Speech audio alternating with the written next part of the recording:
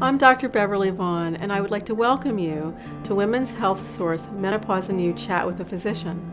Today's topic is the changes in a woman's skin as they go through menopause. Our guest today is Dr. Lynn Klein, a dermatologist at the Lankenau Medical Center.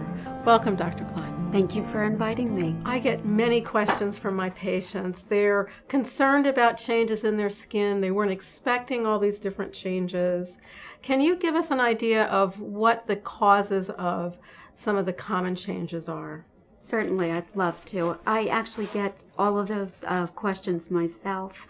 Just when you thought you left acne behind in your teenage years, in your 20s, due to hormonal changes and fluctuations, starting around the 40s, we start to develop skin changes such as breaking out with acne on the lower half of the face instead of the teenage T-zone.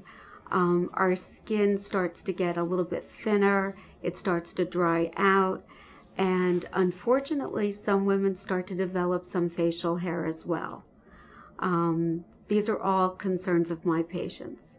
Do you notice any changes in different ethnicities, or does everybody's skin age in the same manner? Certain ethnicities do have a higher tendency to have excessive hair growth, and it does run in some families, but basically all skin colors can experience excessive hair growth, acne on the face, and thinning of the skin.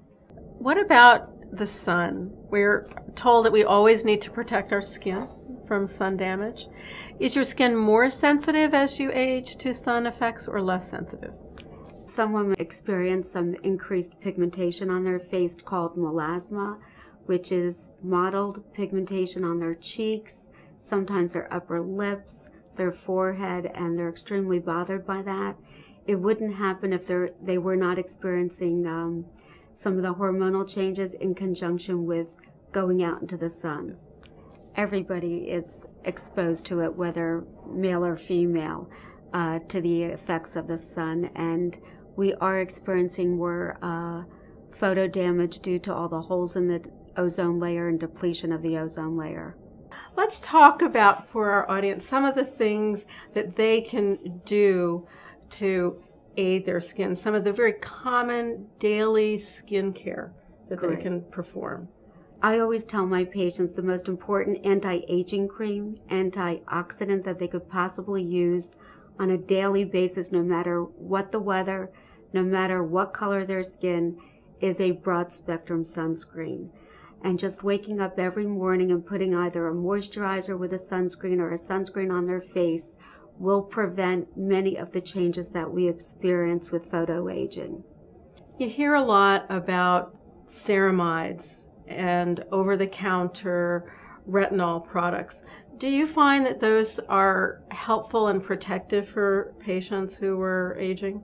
Definitely. Patients do need to repair their epidermis, and I love moisturizers that contain ceramides. I also like them to use a moisturizer with a broad spectrum sunscreen. And any of the retinoids, whether they're prescription or over the counter, which are derivatives of vitamin A, definitely slow down photoaging and repair the epidermis by stimulating new collagen growth. Is there a different skin regimen that you recommend people do in the morning versus what they would do before they go to bed? Yes, I love for them to use the retinoids in the evening very sparingly.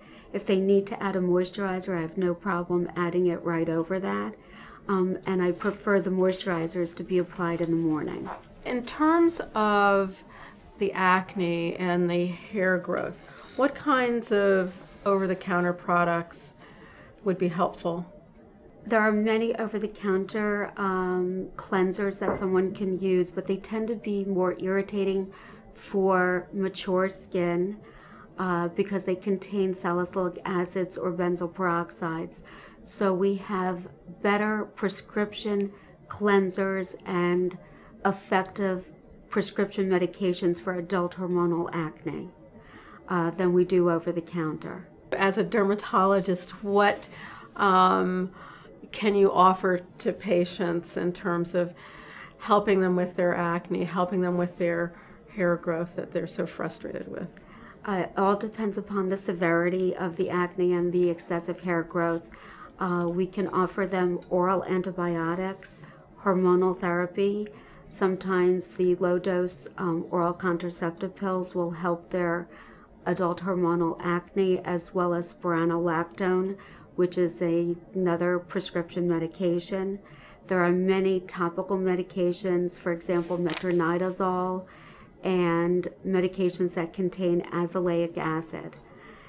For the excessive hair growth, I always tell my patients you can go from the least expensive to the most expensive, from over-the-counter using depilatory creams, plucking, waxing, shaving, or laser hair reduction is extremely effective and a godsend for many of my patients. Fortunately, today we have wonderful technology with laser hair reduction that can treat facial hair in all skin colors, and it's extremely effective. I think that our audience is going to be so pleased to know that there are a multitude of options for treating their skin problems. So Dr. Klein, thank you so much for giving us your great wealth of knowledge today. Thank you for having me. Thank you for joining us for today's Menopause and You Chat with a Physician with our guest, Dr. Lynn Klein.